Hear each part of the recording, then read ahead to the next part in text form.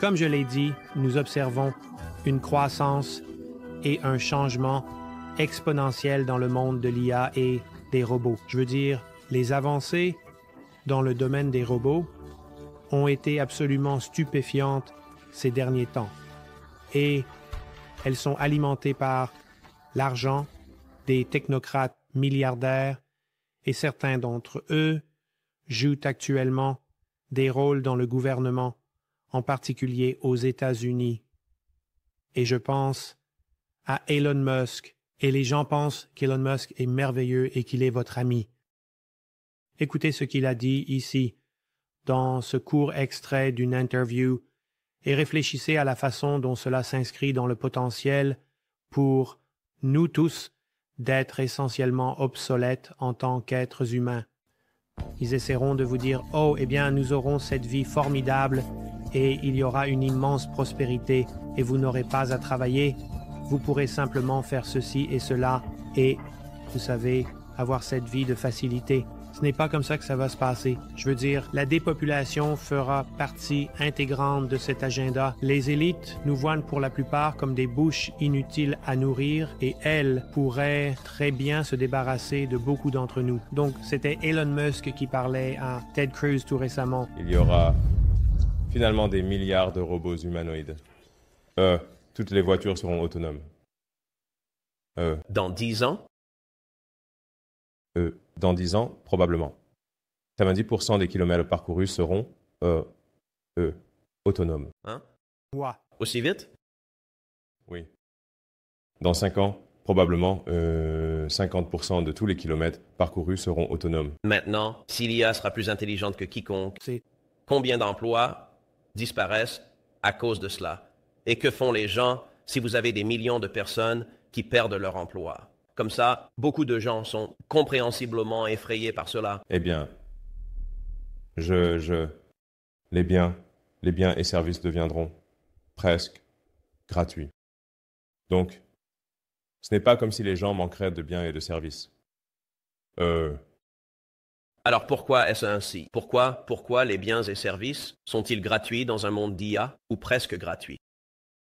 Eh bien, vous aurez, je ne sais pas, quoi, des dizaines de milliards de robots, qui vous fabriqueront n'importe quoi ou fourniront n'importe quel service que vous voulez, pour pratiquement rien. Ce n'est pas que les gens auront un niveau de vie inférieur. Ils auront en fait un niveau de vie beaucoup plus élevé. Le défi sera l'épanouissement. Comment trouvez-vous l'épanouissement et le sens de la vie? Skynet est-il réel? Comme vous avez les visions apocalyptiques de l'IA, à quel point la perspective de robots tueurs annihilant l'humanité est-elle réelle? 20% de probabilité, Wow. peut-être 10%. Sur quel horizon temporel? 5 à 10 ans. Si tôt. Tu vois un monde où c'est possible? Oui. Mais je veux dire, on pourrait le voir comme si le verre était rempli à 80 ou 90%. Ce qui signifie qu'il y a 80% de chances que nous ayons une prospérité extrême pour tous. Maintenant, je suppose que de mon point de vue, nous sommes dans une course pour gagner l'IA. Nous sommes en compétition avec la Chine. Et de mon point de vue, s'il doit y avoir des robots tueurs, je préfère qu'ils soient américains plutôt que chinois. Quelle est la probabilité? Sommes-nous en train de gagner en ce moment? L'Amérique est-elle en train de gagner en ce moment? Et quelle est la probabilité que l'Amérique gagne la course à l'IA par rapport à la Chine ou à d'autres? Pour les prochaines années, je pense que l'Amérique a de bonnes chances de gagner. Ensuite, ce sera une question de qui contrôle la fabrication des puces d'IA. Les usines qui fabriquent les puces d'IA, qui les contrôlent. Si elles sont contrôlées par la Chine gagnera. Plus les usines qui fabriquent les puces d'IA vous pensez que cela le déterminera? Oui.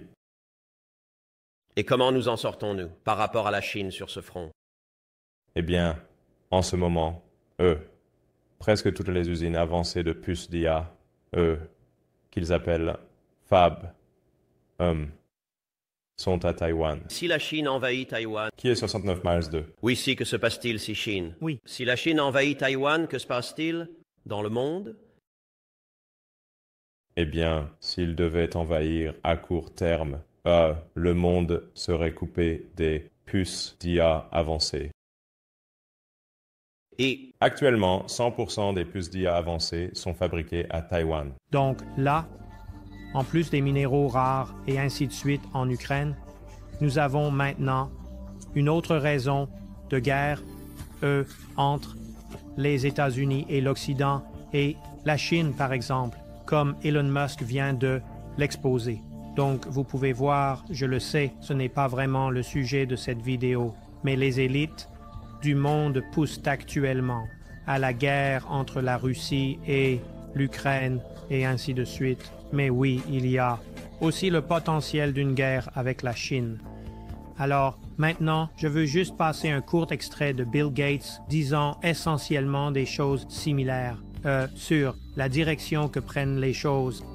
Maintenant, dites-moi, cela ressemble-t-il à un âge d'or comme Elon Musk et Donald Trump le poussent et le disent, ou cela ressemble-t-il plus à une cage dorée comme Eric Stogner, mon invité régulier, l'a dit?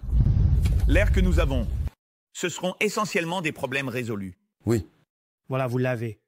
En gros, les gens sont amusés à mort, comme dans Le meilleur des mondes d'Aldous Huxley, où les gens embrassent et aiment leur esclavage. Eh bien, ceux d'entre nous qui resteront s'ils obtiennent ce qu'ils veulent. Mais vous comprenez qu'il n'y a pas besoin de médecins, parce que les robots et l'IA donneront tous vos conseils médicaux, à part des gens comme Bill Gates, bien sûr, qui seront là pour concevoir les vaccins ou autres. Mais les amis, ce n'est pas la liberté. C'est de l'esclavage. C'est comme, dit la Bible, où Jésus a dit, si ces jours n'étaient pas abrégés, aucune chair ne survivrait ou aucune chair ne serait sauvée. Et je vais vous montrer d'autres raisons de s'inquiéter de la rapidité avec laquelle ces robots progressent et de leur potentiel à être militarisés, et je suis sûr qu'ils le seront à l'avenir.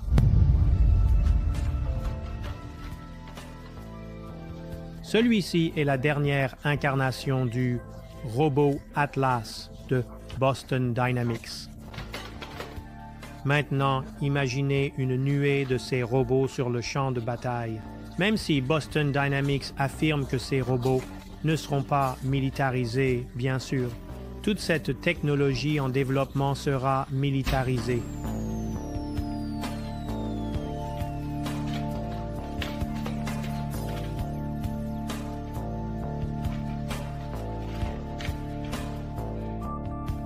Ce robot ici vient de l'entreprise chinoise Unitree et c'est le G1. Regardez de quoi ce robot est déjà vraiment capable. C'est incroyable. Et imaginez-les sur le champ de bataille ou utilisés comme agents de police. Et une fois que vous aurez des robots comme ceux-ci créés en grand nombre, rappelez-vous, ils n'auront aucune sorte de conscience ou d'empathie. Mais soyons réalistes, ce qui semble être à la pointe maintenant en matière de robots et d'IA sera bientôt dépassé au rythme où vont les choses et des modèles encore plus avancés apparaîtront assez rapidement. Et puis vous avez le robot Optimus de Tesla qui va entrer en production pilote cette année. Tesla affirme que c'est le robot humanoïde le plus sophistiqué au monde. Selon Musk et Tesla, le robot Optimus a un véritable cerveau, pas dans le cloud et non préprogrammé. Tesla est la seule entreprise capable de fabriquer des robots humanoïdes intelligents à grande échelle. Optimus sera, de loin, le plus grand produit de tous les temps. Rien ne s'en approchera. Je pense qu'il sera 10 fois plus grand que le prochain, plus grand produit jamais fabriqué, déclare Elon Musk. Maintenant, alors que ces technocrates milliardaires salivent devant ces robots et ces avancées en IA, mes amis, ce n'est pas bon pour la direction de l'humanité. Nous n'avons pas vraiment besoin de ces robots. Ils n'amélioreront pas la vie, mais maintenant, nous avons dépassé le point de non-retour. C'est malheureusement la direction que cela prend. Nous avons tous, j'en suis sûr, grandi avec des films de science-fiction. où les robots prennent le contrôle du monde avec Skynet et l'extermination de l'humanité. Eh bien, cela ressemble beaucoup plus à la réalité, à venir qu'à de la science-fiction. Maintenant, Elon Musk a déclaré que Tesla a l'intention de créer entre 5 000 et 10 000 robots Optimus cette année 2025. Mais en 2026, jusqu'à 50 000 de ces robots Optimus seront construits selon Elon Musk. Vous pouvez imaginer comme votre propre robot personnel qui est un grand ami, mais qui s'occupe aussi de votre maison. Il nettoiera votre maison, tondra la pelouse, promènera le chien, enseignera à vos enfants, fera du babysitting et permettra aussi la production de biens et de services. En gros, Elon Musk voit le robot Optimus comme remplaçant les humains dans tous les travaux subalternes. Vous pourrez avoir un temps de loisirs et de jeux infini sans avoir à travailler, ni à faire des tâches ménagères, car Optimus fera tout pour vous. Du moins, c'est le concept qui est vendu au public. Parce que je pense que tout le monde, parmi les 8 milliards de personnes sur Terre, je pense que tout le monde voudra son compagnon Optimus, et il y aura peut-être 2. Je suis désolé. Je n'y crois pas. Je ne crois pas que, peu importe combien d'argent Optimus rapporte à Tesla, le but soit d'avoir 8 milliards de personnes sur Terre, chacune, avec un robot. Ceux qui se considèrent à tort comme les élites de la Terre nous ont déjà dit à maintes reprises qu'ils croient en le monde est surpeuplé et donc la dépopulation fera partie de cela. Nous sommes des mangeurs inutiles. Nous n'avons pas tous besoin de robots. La majorité d'entre nous n'a pas besoin d'être ici du tout. C'est ainsi qu'ils le voient vraiment. Elon Musk et Tesla ont plutôt bien tenu leur promesse de créer et de produire des choses par le passé. Donc, il n'y a pas vraiment de raison de croire qu'ils ne tiendront pas leurs promesses concernant les voitures sans conducteur et le robot Optimus dans les prochaines années. Et bien sûr, Elon Musk est également profondément impliqué dans de nombreuses autres choses, y compris Neuralink et SpaceLink, et les réseaux sociaux, et tout ce que vous pouvez imaginer. Donc, il y a beaucoup de pouvoir entre les mains d'Elon Musk à ce moment précis. Mais ce n'est pas seulement avec Tesla. Les robots humanoïdes ont commencé à remplacer ce qui aurait été du travail humain, utilisé par d'autres grands conglomérats à travers le monde, comme c'est déjà le cas. Et cette tendance ne va faire qu'augmenter. Ici, par exemple, nous voyons l'entreprise Mercedes-Benz qui a maintenant introduit des robots humanoïdes Apollo dans ses installations de fabrication pour la production de leurs voitures. Ce ne sont pas juste des robots industriels fixes qui effectuent une seule tâche. Ces robots Apollo peuvent se déplacer librement dans les installations et accomplir de nombreuses tâches différentes.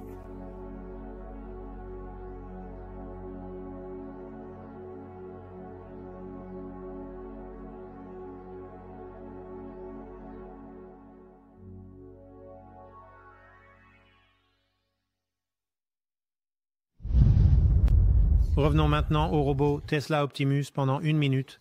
Jusqu'à présent, disons, comparé au robot de Boston Dynamics, le robot Tesla Optimus semblait vraiment lent, encombrant et maladroit.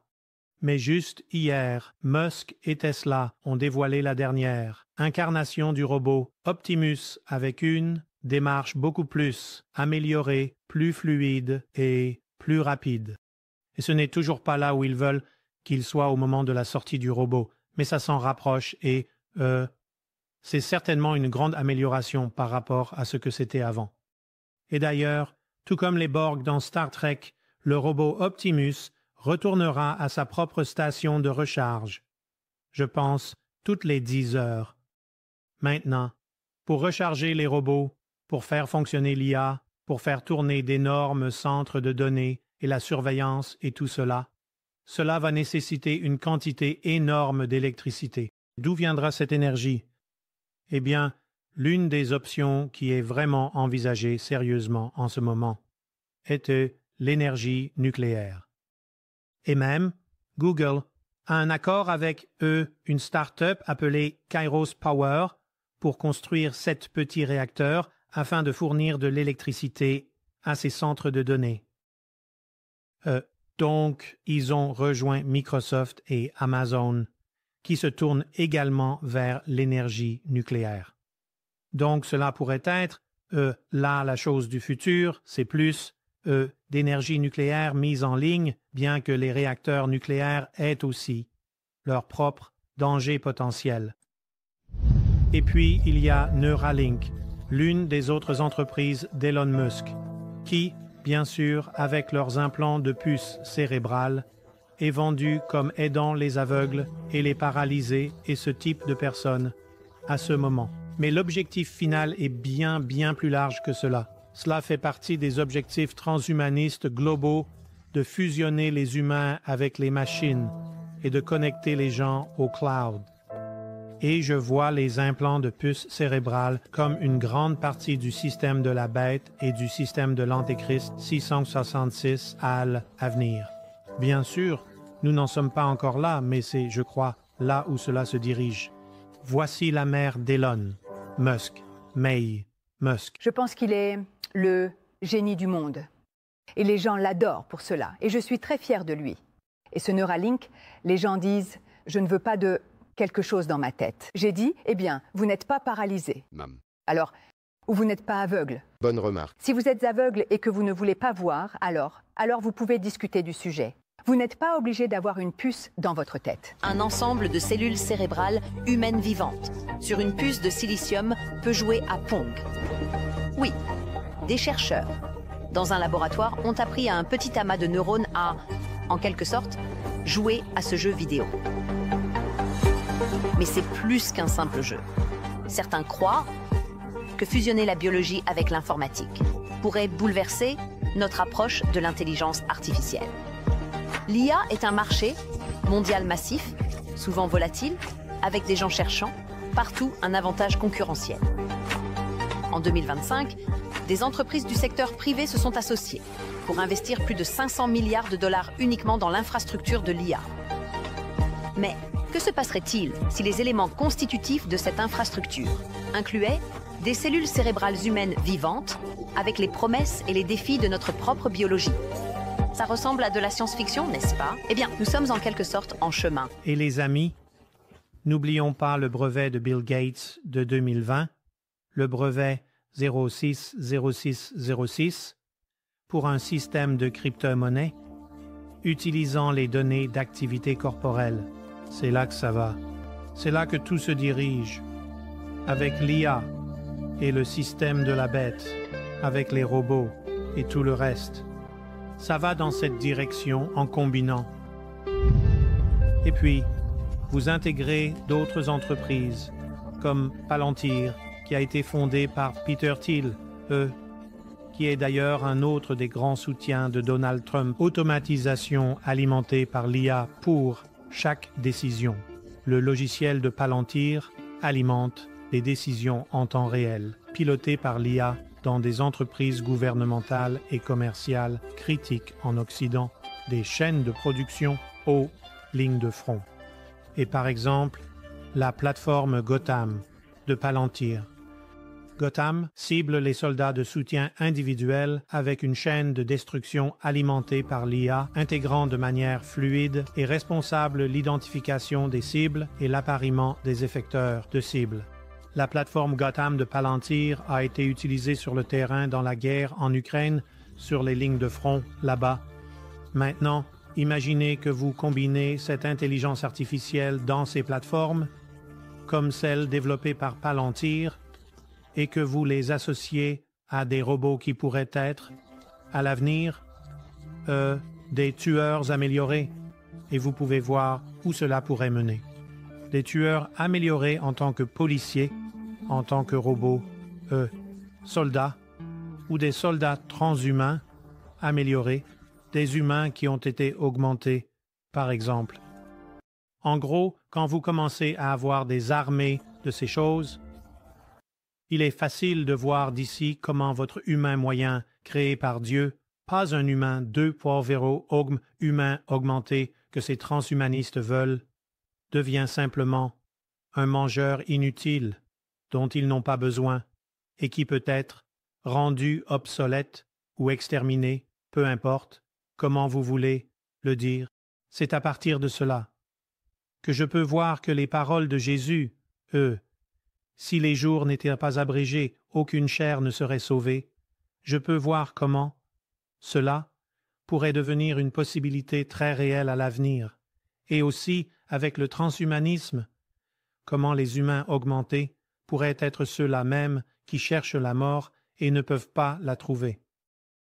Et que la marque de la bête devient un changement d'ADN et ainsi de suite, qu'il n'y a pas de salut pour les personnes qui l'ont prise.